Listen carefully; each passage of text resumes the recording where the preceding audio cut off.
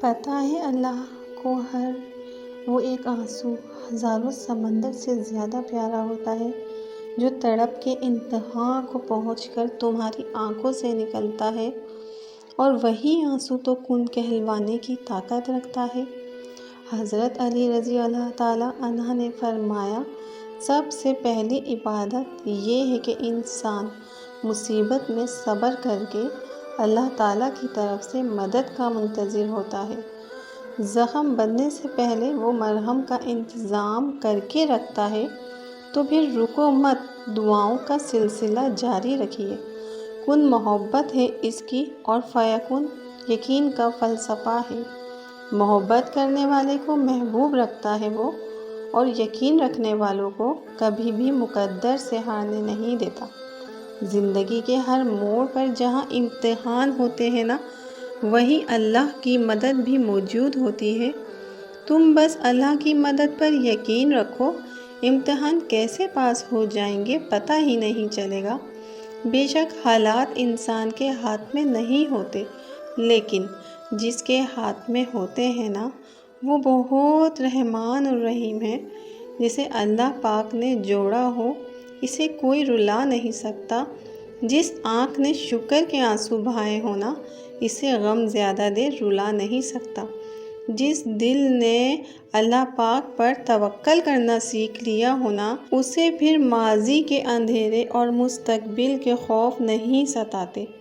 جب مشورہ اللہ سے مانگا جاتا ہے نا، تو مشورہ بھی ملتا ہے اور غیبی مدد بھی۔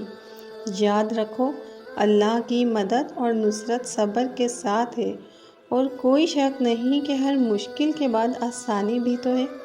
اللہ اور قبولیت کا شکوہ رات کی تنہائی میں کیا کرو۔ اللہ سے دعائیں مانگنا یعنی یہاں تک کہ تھک جانا، پھر بھی قبول نہ ہونا، ٹوٹ جانا کہ اللہ اب تو امید بھی ٹوٹتی دکھائی دیتی ہے۔ یہ عالم دیکھ کے اللہ کہتا ہے اور پھر کن کہہ دیتا ہے، قبولیت سے نواز دیتا ہے۔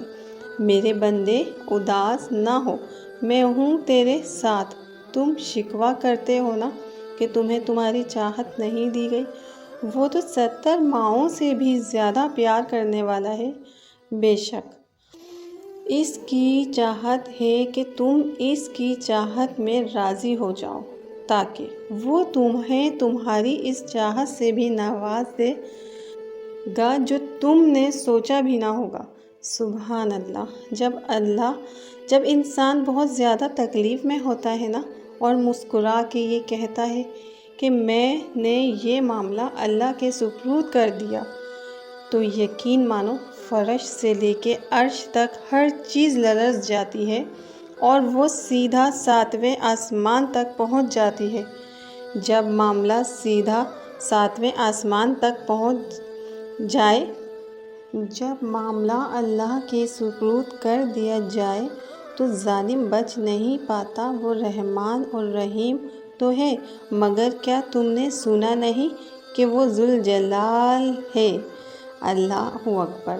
جو لوگ لوگوں کی زندگی کو زندگی کی طرف لانے کا کام کرتے ہیں نا، وہ خاص اللہ کی رحمت میں ہوتے ہیں۔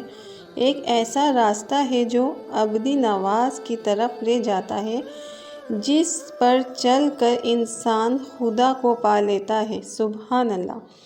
یہ کام صرف وہی کر سکتا ہے جس کے پاس دل صرف ایک لوتھڑی کی شکل میں نہ ہو، جس کا صرف زندگی کے تاروں پود جوڑے رکھنے کے لیے نہ دھڑکتا ہو، بلکہ جو واقعی دل ہے، جس کے اندر وسعت، نرمی اور روشنی ہے، جو دوسروں کے لیے خود کو مشکل میں ڈال لینے کی ہمت رکھتا ہے۔ درخت پہ گرنے والا کوئی پتا بھی ایسا نہیں ہے جس کا اللہ کو علم نہ ہو۔ جو کچھ ہم کرتے ہیں نا دنیا میں لوگوں کے ساتھ، وہ پاک ذات تو سب سے بہتر دیکھنے والا ہے، جاننے والا ہے، جو غیب کا علم رکھنے والا ہے۔ بے شک